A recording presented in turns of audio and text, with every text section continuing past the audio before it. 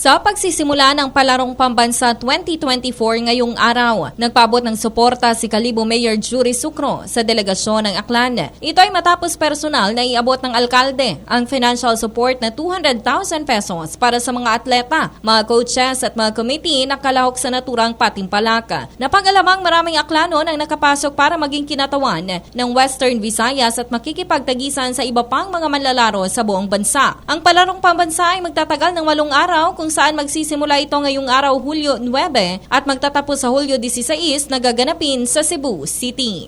Balita mula dito sa lalawigan ng Aklan. Ito si K5 Regilin Tornino para sa Kampiyon na Balita, Serbisyo Publiko at Kasiyahan sa Kalibo. K5 News FM.